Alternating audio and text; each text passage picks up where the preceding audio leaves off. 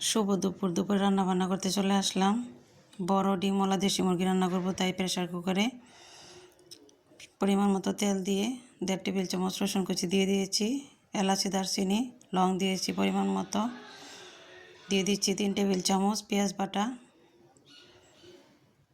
1.5 table চামচ আদা বাটা দিয়ে দিলাম, 1.5 টেবিল চামচ হলুদ গুঁড়ি দিলাম, 1 টেবিল চামচ করে ধনিয়া জিরা গুঁড়ি দিলাম, 4 টেবিল চামচ মরিচের গুঁড়ি দিয়েছি। বড় মুরগিতে একটু ঝাল হলে বেশি ভালো লাগে। অল্প একটু পানি দিয়ে মশলাটা কষিয়ে নিচ্ছি।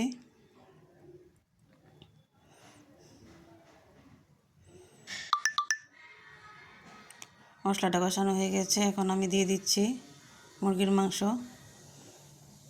মুরগির মাংস দিয়ে বেশ কিছুক্ষণ কষিয়ে নেব।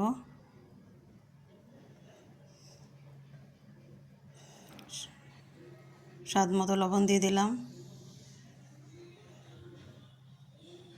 ঢাকনা লাগিয়ে কিছুক্ষণ কষিয়ে নেব। কষানো হয়ে গেছে, এখন আমি দিয়ে দিচ্ছি গরম মশলার গুঁড়ি। প্রেসার কুকারে ঢাকনা লাগিয়ে দিব। এদিকে আমি সবজি রান্না করছি। সবজিটা হয়ে গেছে, ধনিয়া পাতা দিয়ে নামিয়ে নিচ্ছি। মুরগিটা হয়ে গিয়েছে, ধনিয়া পাতা দিয়ে দেব।